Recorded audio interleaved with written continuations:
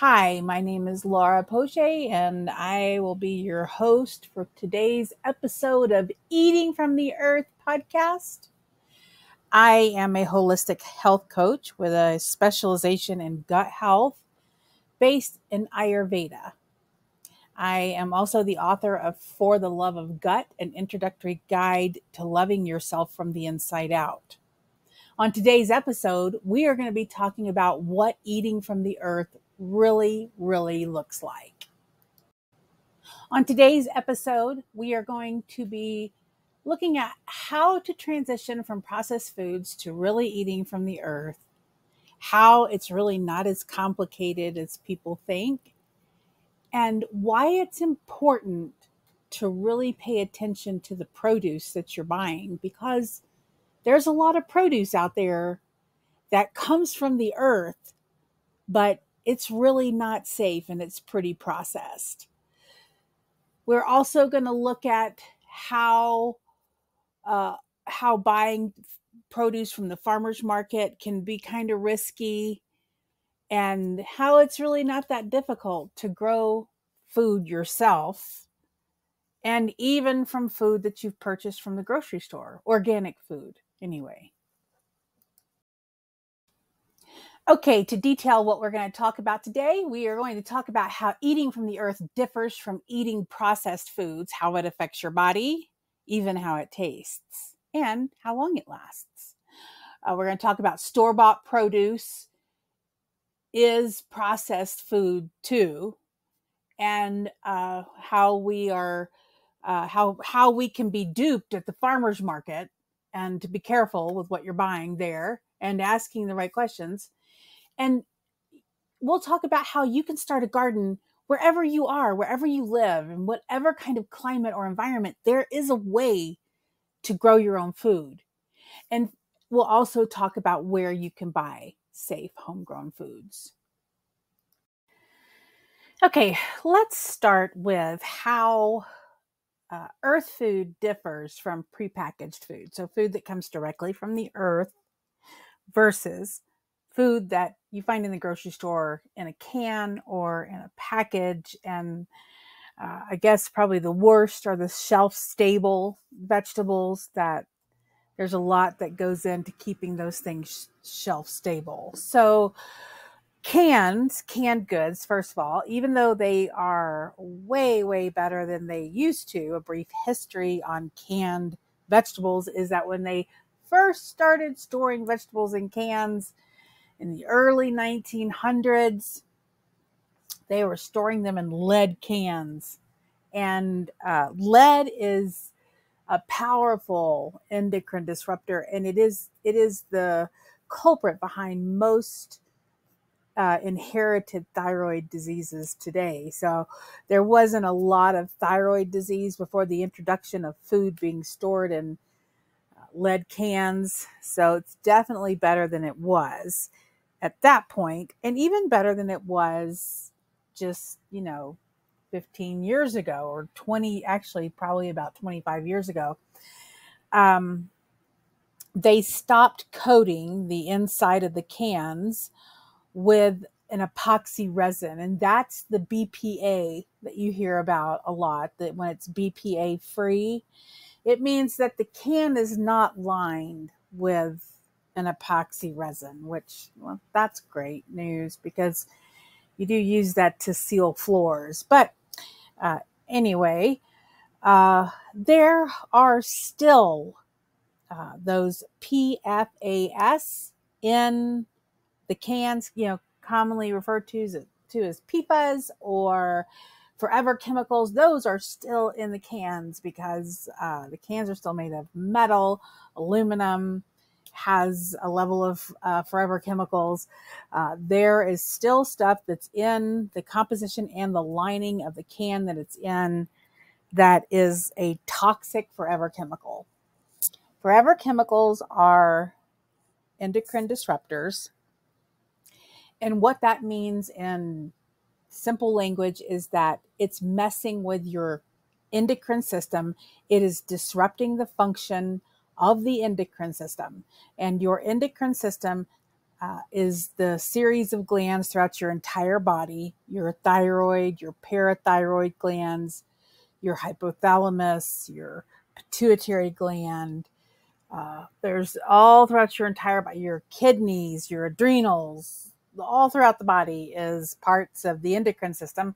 And the endocrine system communicates through hormones, and it sends hormones to certain places to make certain things happen. The same way the parathyroid glands send calcium to the muscle when the muscle needs to move and contract. All of this gets disrupted when we consume chemicals that are endocrine disruptors. Those chemicals are found inside canned goods, in prepackaged foods. They're in preservatives. They are in the Roundup that is in the genetically modified foods, the pesticides that are in the genetically modified foods, which most prepackaged foods are genetically modified.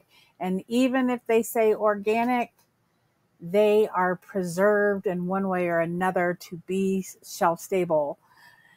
One of the biggest culprits of forever chemicals that is consumed constantly is Coca-Cola, Pepsi, all of these carbonated soft drinks. The caramel color is has forever chemicals in it that makes it brown. So, it's in all of this stuff. Now, fresh vegetables will have those as well. So you have to be really careful about where you buy your food, where you buy your fresh food from, your fresh vegetables, because if they are not practicing really strict organic growing policies, then there's going to be pesticides in there, regardless of whether it's organic or not, because it's in the air, it's in the soil. You have to protect the plants, greenhouse, however, but you have to protect the plants from, these different kinds of chemicals that are being sprayed. And, just today, when I was outside doing something in my garden, one of the workers here in my community was spraying something onto the rocks that the weeds had popped up. I knew that it was probably weed killer.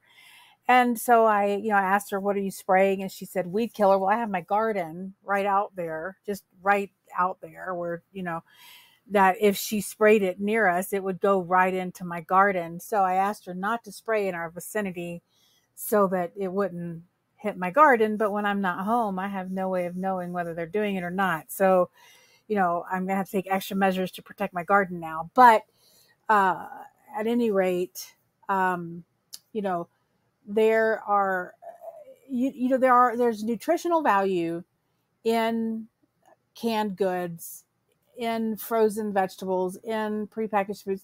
There is some nutritional value, but through all of the processing, a lot of that nutritional value is lost. And then when you stack on top of that the damage that's occurring from the forever chemicals that are in the food, completely just negates any of that nutritional value. So in reality, you're just consuming food that is causing you to swell and gain weight if you're eating food out of these cans and out of these packages.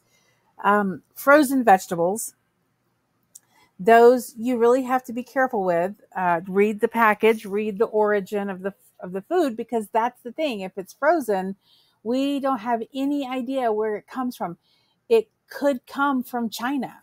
It could come from somewhere else that we don't know what their growing policy.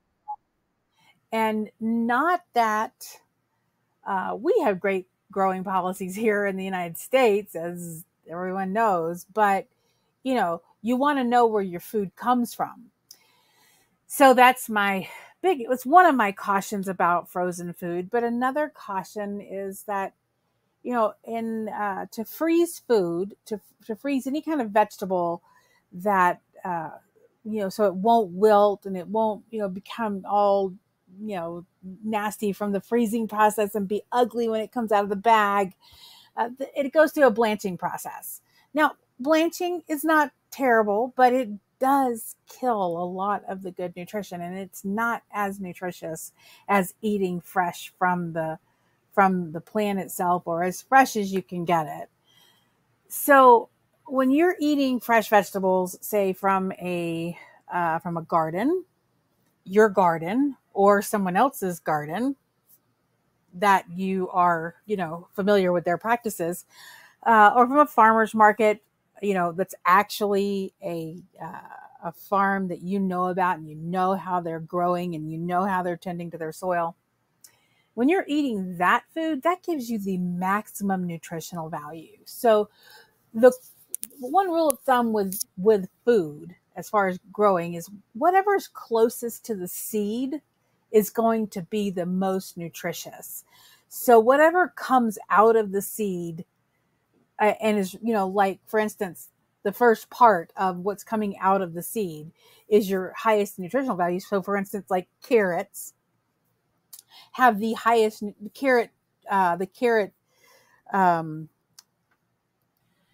carrot sprouts have the most nutritional value of the entire carrot. So you're going to get more out of the green part that's coming out of the carrot than you would the carrot itself, although they are very nutritious by themselves. So when you separate a plant from or when you separate a fruit or vegetable from the plant that it's growing on, it immediately starts losing its nutritional value.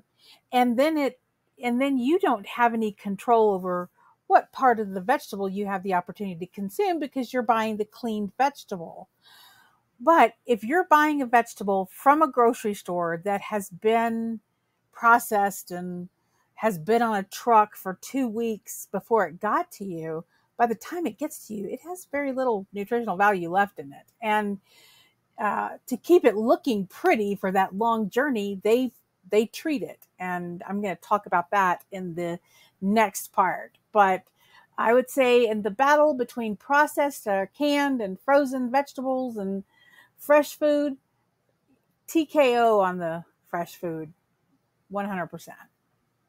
Petroleum, beeswax, and or lac resin based wax or resin. Okay, so it lists all the vegetables there that are coated. Now, why are they coated? Well, first, they're coated to make them appealing to the eye so that you won't be afraid to buy them. They also prevent people's handprints from sticking to them so that they don't look like they've been handled a lot. They prevent them from bruising, and they also prevent them from decaying on their long journey from wherever they came. So let's talk about what they coat them with. So a vegetable wax, that would be some kind of wax, some kind of vegetable chemically treated to produce or create a wax that they're going to coat the vegetable with. That would probably be the best case scenario. But they also use petroleum. They use chemically treated and processed beeswax and lac resin. So here's what lac resin is, because if I saw that word lac resin, I'd be like, well, I don't know what that is, and I wouldn't probably give it a second thought.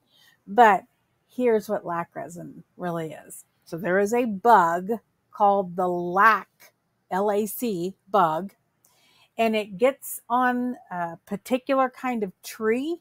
I can't remember what kind of tree it is, but it's some particular kind of tree that it gets on, and it secretes a waxy-like substance, which is probably something like poop.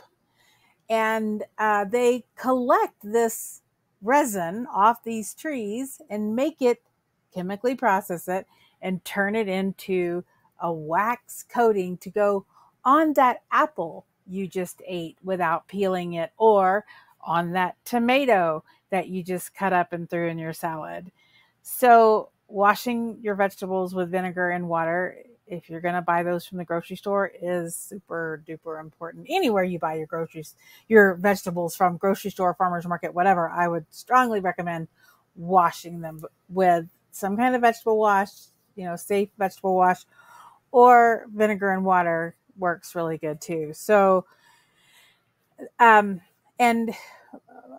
as you can see by the list here, a lot of them are treated with this. They also add preservatives and even to organic vegetables because one of the only stipulations for being organic is that every product that or every chemical or anything that goes into the food that's labeled as organic is an organic product as well. There are organic preservatives that are not good for you out there. Lots of them that are not good for you because they are chemically processed, because they are derived from industrialized chemicals. These organic vegetables that are coated and that are treated with preservatives can be just as detrimental to your health as the ones that are not. Another danger in store-bought produce is being genetically modified. Now, we all see, oh, it's GMO free, it's GMO free. Well, that's great, but do you really know how that whole thing works? I didn't until I, started studying about it. So here's how it works with genetically modified foods. So the seed of the plant, and it's primarily in wheat and corn, and soy, wheat, corn, soy, canola is another big one. But it's these ones these foods that are used massively in producing processed foods. The way that these crops are genetically modified is the pesticide and the herbicide, which is the weed killer, is injected into the seed of the plant. And that way, when the plant grows and the bug bites the food, the bug dies. That would probably bear the question, what happens to the human that's eating it over time?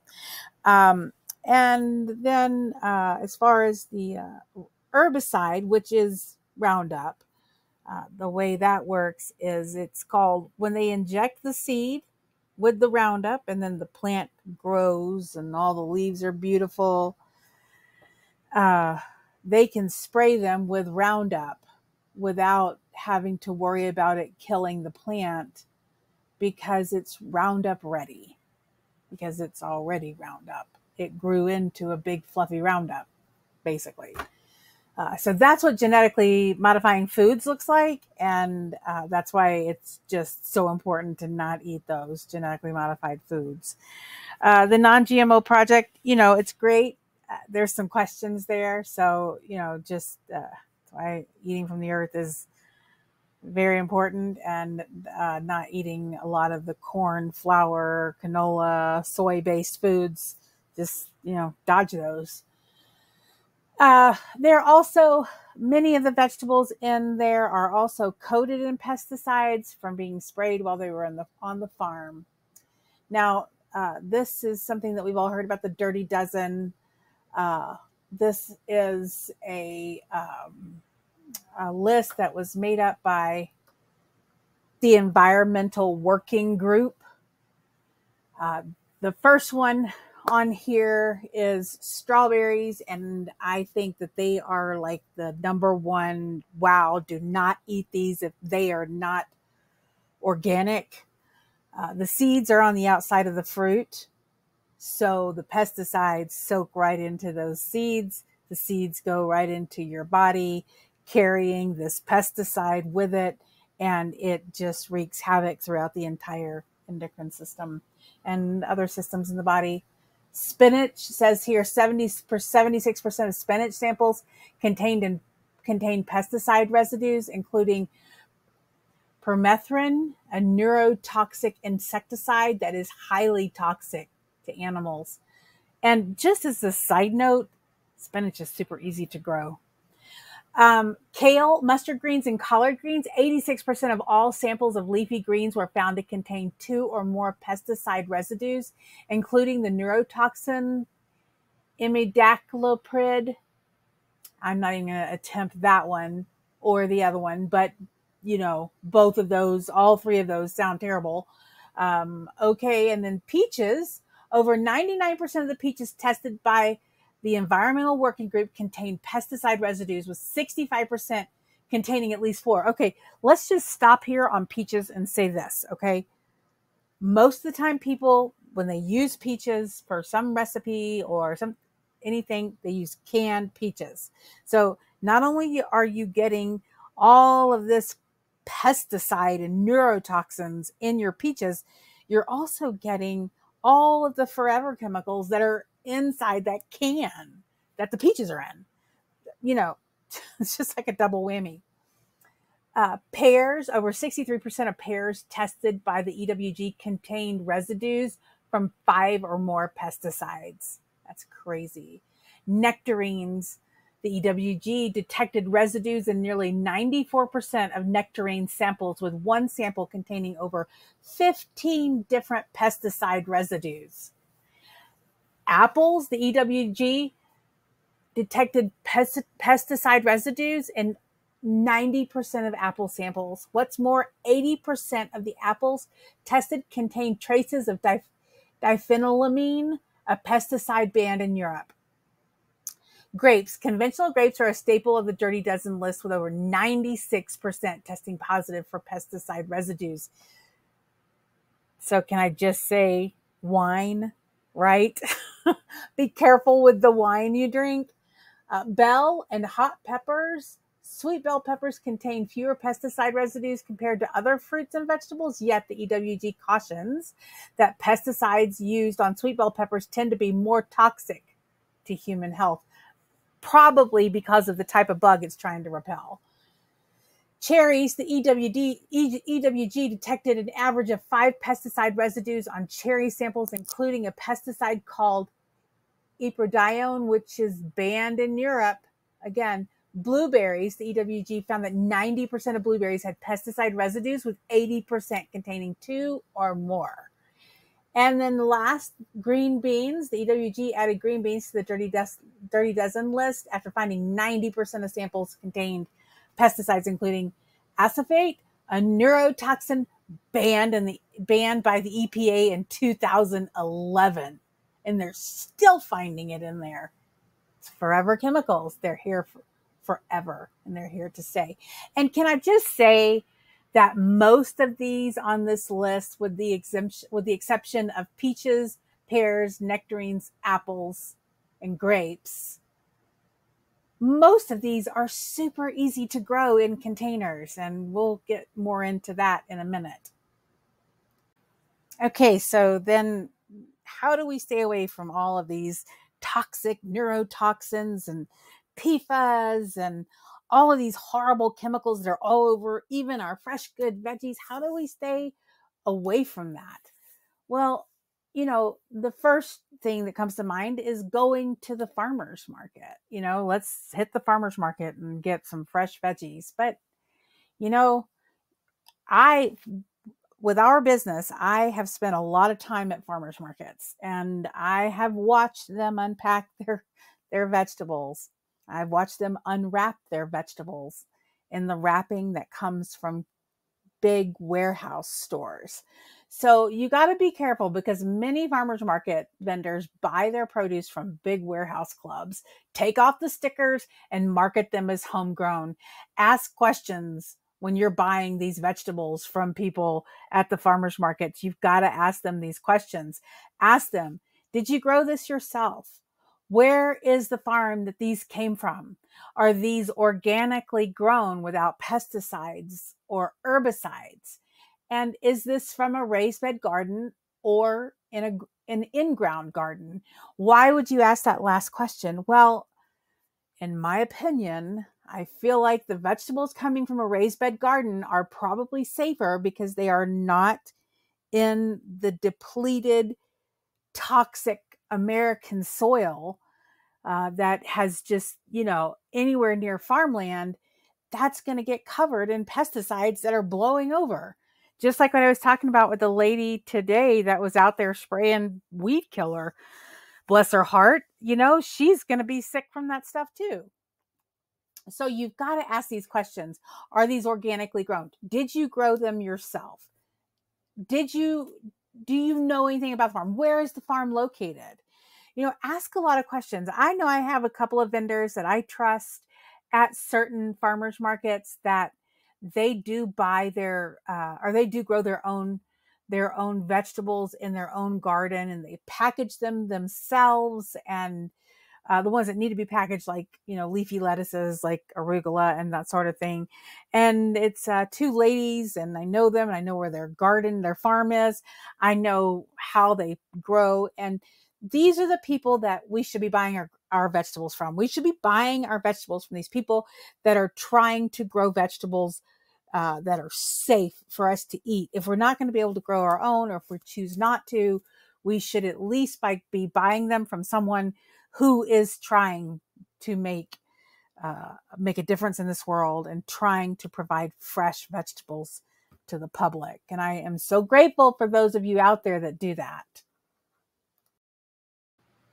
Now, probably the safest way to obtain good, healthy vegetables is to grow them yourself and to know exactly what goes into them, so that there is little risk of consuming pesticides or herbicides. Of course, there's always the risk. It's in the air, it's in the ground, it's in us, it's everywhere. So there's going to be some, but we can minimize our exposure by growing some of our own vegetables. And it's really not hard.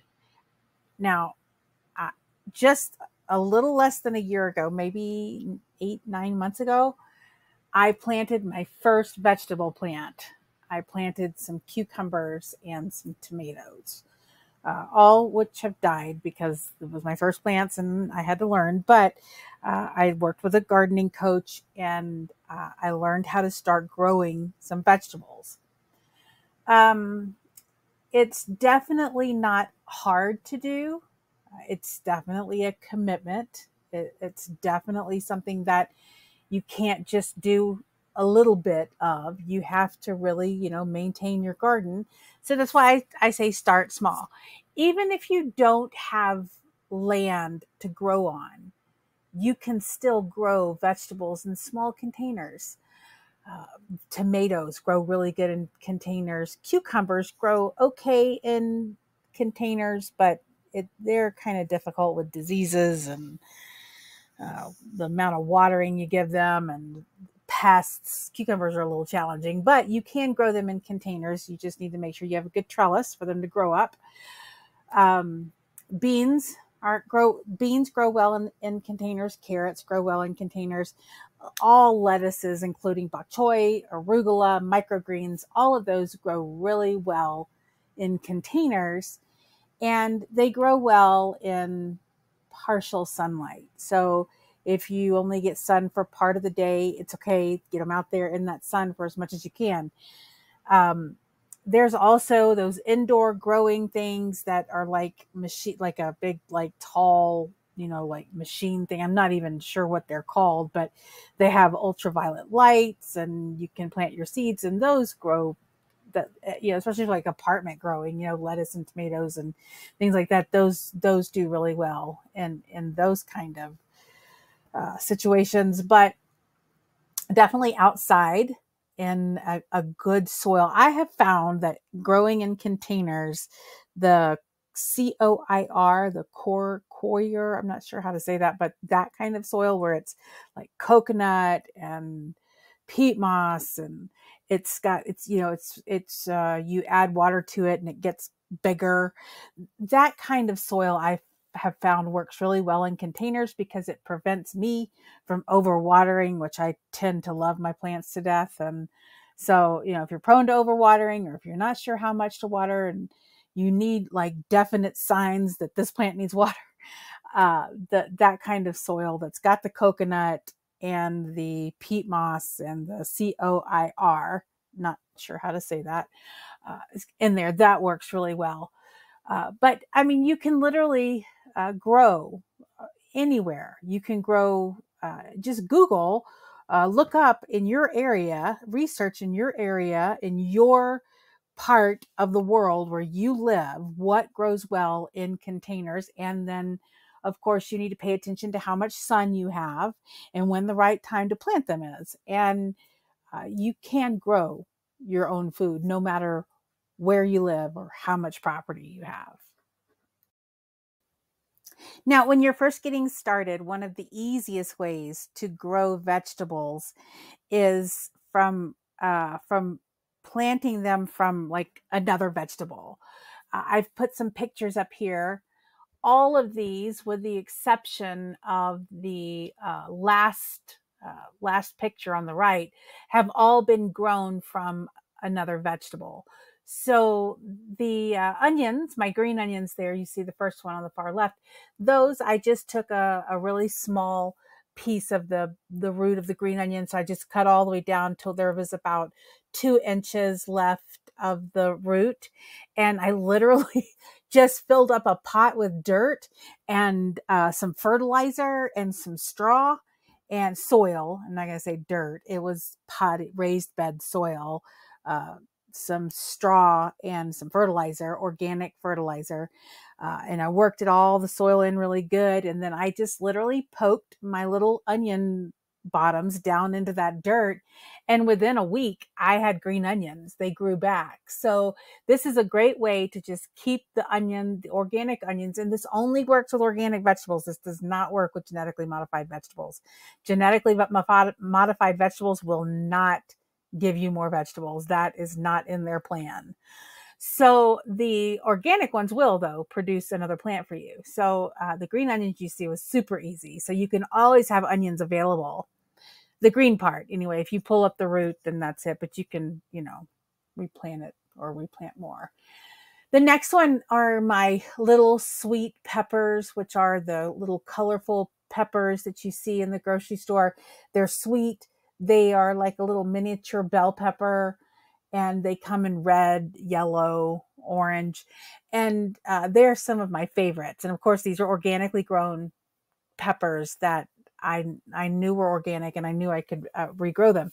Now, the beautiful thing is that it made so many pepper plants that I was able to gift them to other people who they are all growing peppers that I've spoken to. They've all grown peppers. So I have several little peppers on my plants, and I will soon be harvesting those.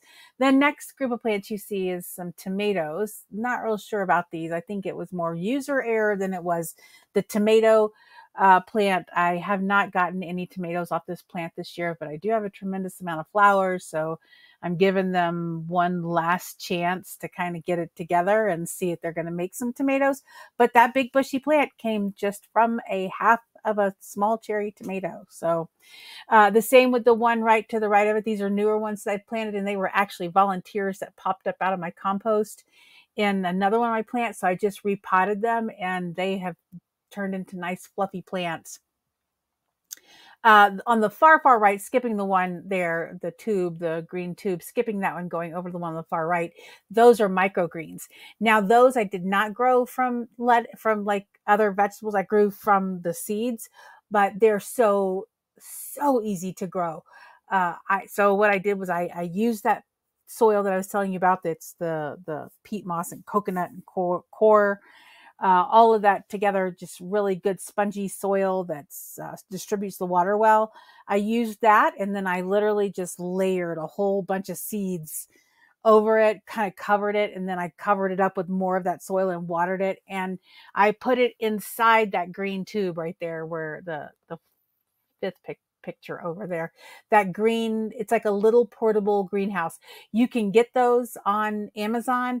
Those are terrific. I actually ran across those on sale at Walmart, I don't know, 6 months ago, and they were $5 each, and I bought all that they had, and I'm so glad. Those are the best little things for growing microgreens in. So I have my microgreens. I'm ready to harvest those actually tonight or tomorrow. Super excited about that. But that is one of the easiest things to grow. That and arugula, just like regular arugula. Those microgreens are arugula too, but arugula has been so easy to grow and such a fast harvest, and they regrow back. You just trim from the outside and it regrows, and you just have a never-ending supply of arugula. So it's really not that hard. You can start growing vegetables right away. If you're eating vegetables, And they also make these cool little compost cans that you can keep inside, and you can throw your vegetable ends and pieces in there and let those sit in there it's got a lid that keeps the smell down. You just line it with the biodegradable compost bags. And I have a portable compost outside, that the compost bin that's made from 2 5-gallon buckets that works beautifully. That's something that has been just so great to be able to have my own compost no matter where we are while we're traveling in our RV. So, and I do travel with my garden. I think I talked about that last time on the podcast, but I do travel with my garden, and I travel with my compost, and it's something that I love to do. And I love having fresh vegetables at my disposal. So get started, try 1 or 2 things, start small, and see how you do. You might surprise yourself. Okay, well, that just about wraps things up today. Thank you so much for tuning in and listening to the Eating from the Earth podcast. I'm Laura Poche. Please subscribe, like, and share this podcast if you liked what you saw today. Thanks again for tuning in, and until next time, eat from the earth and love on your gut.